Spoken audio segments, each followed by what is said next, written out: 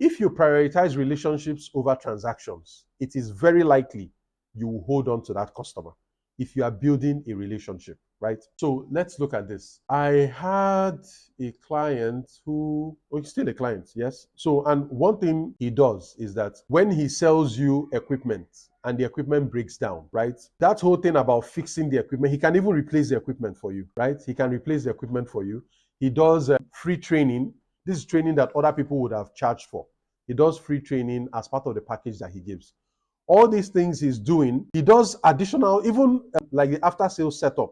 It's not in the contract, but he does it. What he's trying to do is he's trying to build a relationship with the customer, going above and beyond for the customer, making sure that the customer knows that, these things I'm doing them because I don't see you as a one-off customer. I see you as somebody that I want to build a relationship with. Another one also does when customers come to buy products, right?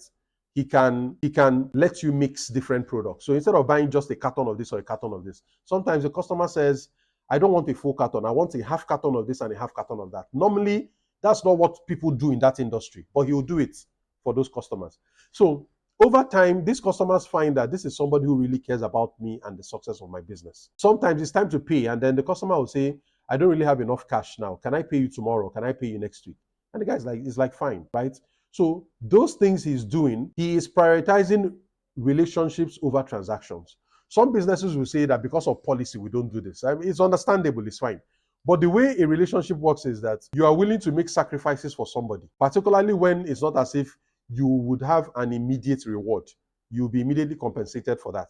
Somebody buys a pen from you for $10, but you are doing other things that are not part of the deal of this pen for $10. Some of your customers, some of your first-time customers will not forget the act of care, the act of kindness, the act of service you've brought. Some of them will come back and say, that man is a really good man. That business they really care about you.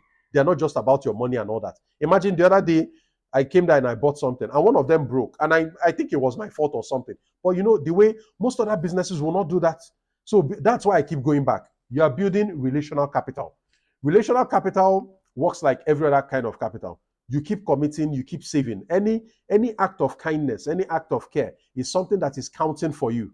It gets to a point where you're able to cash it. And sometimes how you get paid for all the things you've been doing is through loyalty. That's the way your customers will pay you. Your customers will pay you through loyalty, because the things you've done for them, they know other people may not treat them that way. They may not be able to get that outside. So they stick with you. Even if they hear that your prices are higher, or they stick with you.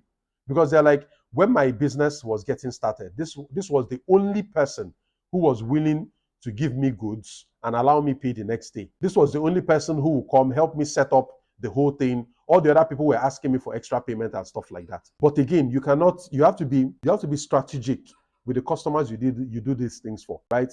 Customers who buy a certain kind of your product. So for me, any client who buys my premium products, these are the kinds of people who we have a 1-hour meeting, but I'm very happy to extend it by 30 minutes or another 1 hour to better understand your needs. And I will not charge you for the extra 1 hour, even though they're expecting I will charge, because my time is not free. But I'm like, no, it's not a problem.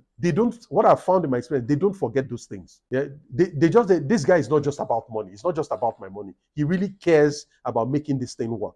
He really cares about helping me and my business succeed.